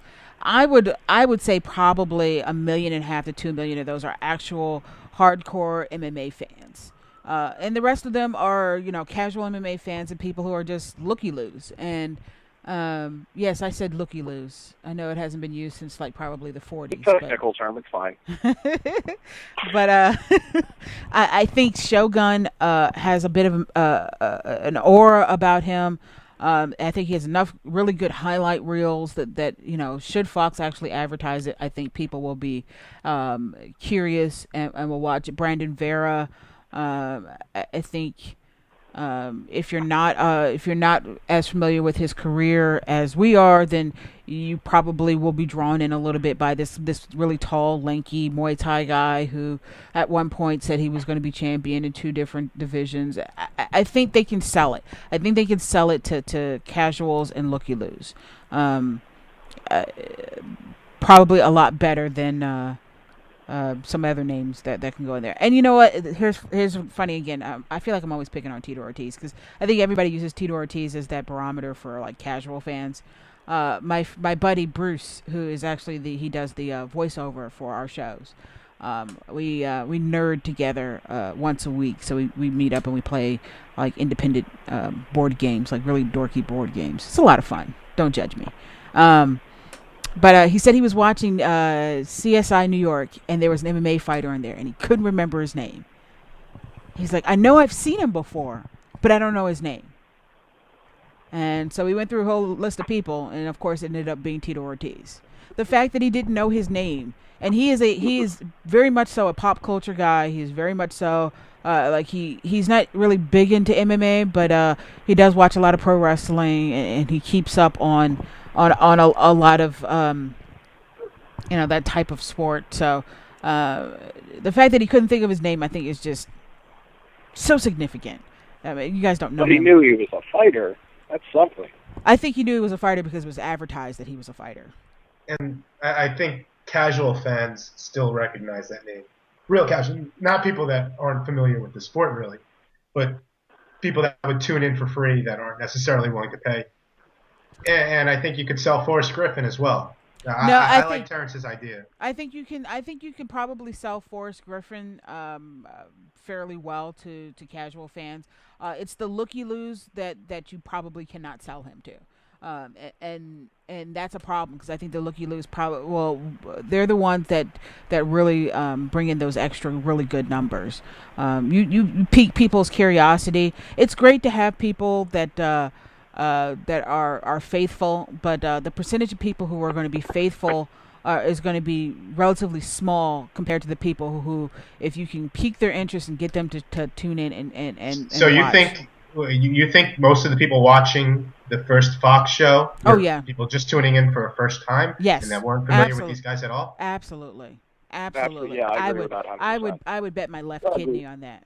I would bet my left kidney on that. I do not, under any circumstances, believe. I think maybe 2 million, maybe for that first Fox show. Let's say 2.5 million were hardcore MMA fans, and I don't mean people as bad as us, but like that gray area, not casuals and anywhere from people who are a little bit more into it than casuals, all the way up to like super hardcore. Maybe 2.5 million of those viewers were it. But I think the rest of them are casual fans and looky-loos, and I really think looky-loos probably makes up a more of a percentage of that than anything else.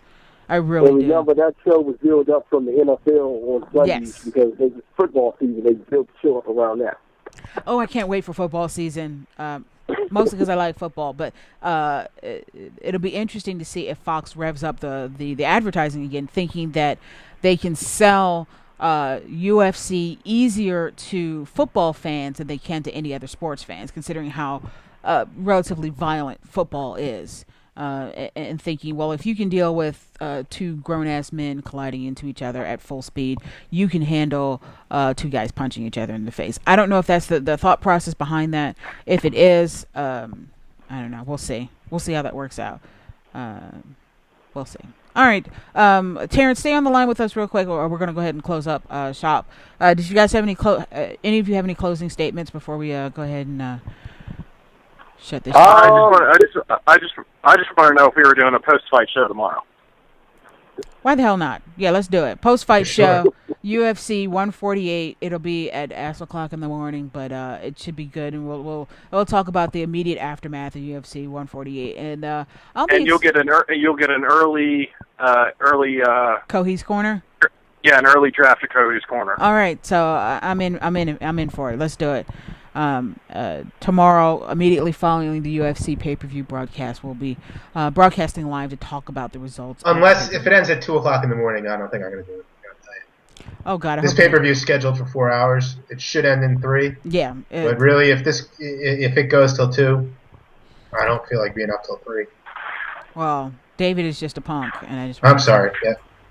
Yeah. All right, guys. Any closing statement from you, Terrence? Carlito wins. He's out of the UFC. You know, you would like to think that he would, but I wouldn't put it past the UFC to keep him just because he's the guy that's in big movies. I wouldn't put it past him at all, and to continue putting him on main event, main cards. That main cards of pay-per-views at least. Yeah. They might even get him to headline one of those free cards if he loses this fight. Terrence, do you think my pick for Chael Sonnen is absolutely ridiculous? Oh man. I do. I mean, I want Chael to win because UFC needs a new star. Yeah, they do. Oh, and I think he could bring in that pro wrestling audience that Brock Lesnar took when he left. So I think he could probably bring some of that back. They need that back. They really need that. I also think that a nice rivalry between Chael and Anderson is something we need. We want to see Anderson Silva challenged, and I think this is the way to do it. And, lose this fight, and then we get to see him work his way back up, which will probably only be one fight, but maybe 2, depending on if Chael Sonnen manages to commit another felony between now and then. But and then they could have this big rivalry, and then do a big blow-off match in a cage. Wait a minute, they do that every single time. But this time, Kohi, things are the cage has a ceiling. the things are going to be different. It'll be a hell in a cell. It'll be a hell in a cell with guest referee Brock Lesnar. Yeah. That would bring in so much money. will turn on Anderson, hit him over the head with a chair, causing Chael to win. And will then start managing Chael. In the most evil turn in pro wrestling MMA history. Oh, I love it. We should be writing this stuff, man. We really should be. All right, guys. Once again, we want to thank Finisher's Fantasy Fight League. Visit them on the web at fantasymmaworld.com. Sign up for their Season 3, which starts Saturday. So today is the deadline. Sign up for that. Send me a Twitter message. We might be able to hook you up with a free entry into Season 3. And you can tweet the FanAddicts Show at FanAddicts MMA. And we'll see what we can do. I might be able to hook you up. You never know. Follow David's ghost Twitter account, which is at Sour D Wolf. We're gonna get him. Is anyone posting on it at this point? I can't. They want you to take over it, David. Like nobody's willing to fuck out of here. Nobody's willing to just take care of it. They were until I. Who the hell started that thing? I believe MMA on the Reg was the one. You believe he gave you the sign-in information? Yes. It had to be. Yes, I wasn't trying to put him on the spot like that, though, Dave. I believe. But what's wrong with just hooking it up with your Facebook account? You don't even have to look at it. All it does is every time you make a status update in Facebook, it automatically gets tweeted. You don't even have to look at your Twitter account. Can we convince you to do that? Peer pressure. I'm saying. Sour D Wolf, man. Sour D Wolf. And you can change that, too, if you want. You can change it to whatever you want. But, my favorite tweet was when it asked me if I had watched Bradley versus Pacquiao. I liked when he said that he wanted to do Sarah Palin, the MILF, in the Octagon. Oh, wow. I mean, she is kind of MILFy. Follow Justin on Twitter. Justin That was her Cohey. daughter. Ha, ha, ha. Oh, God. Bristol. I hate that broad. Justin Cohey, FFR. Mother, she's like 15. Get it? She's a MILF. Get it? I'm so done with you. Someone laugh. That made me laugh. Follow me on Twitter at FightFan_Erica. You can also follow Terrence on Twitter, which is at Terrence from SE, which stands for Southeast. Although we all have a conspiracy theory thinking he lives in Georgetown, which is Northwest Washington, D.C. Yeah, I got a butler to me, too. All right, guys. It was a great episode. We will be up on YouTube. We will be up on iTunes, Stitcher Radio. We will soon be broadcasting live through Stitcher Radio, so you can listen to us 24 hours live. a day. 24 hours a day, 7 days a week, people. We're going to be 24 hours of dick jokes. Yes, probably. So we will, but Fight Fans Radio will be the web's only combat sports dedicated internet radio station. That's right. We're doing it, people. We're moving up there. Follow us on Twitter at FightFans Radio, at FanAddicts MMA. Like us on Facebook. You can listen to all of our shows live on Facebook. Facebook.com/FightFans Radio. I think that's it. So we will talk to you guys. I'll post my my picks. Because I'm part of this season on the Fight League. I'll post my picks a little later tonight, so you can either agree or disagree with me. But please don't copy my picks. Please do not copy his picks. Also, we have a Tumblr account where we post some articles right now until our website is up and running, which is expected next week. But it's fightfansradio.tumblr.com. Check it out. Kohi's Corner is going to be on there. I'm going to start posting some original pieces on there. And hopefully we can get some like maybe Matthew Roth and Mike Fagan to post some original pieces on there as well. We can get one of Matt Roth's open letters. Yes, I do love his open letters. Those are amazing. All right, guys. We'll see you next Friday, 5 p.m. Eastern Time. Anything else? I think that's it. And I will be away this week at this upcoming week in San Jose for UFC on Fuel TV 4. So I will be tweeting live from San Jose in my hotel room. Be excited. Talk to you guys next week. Peace.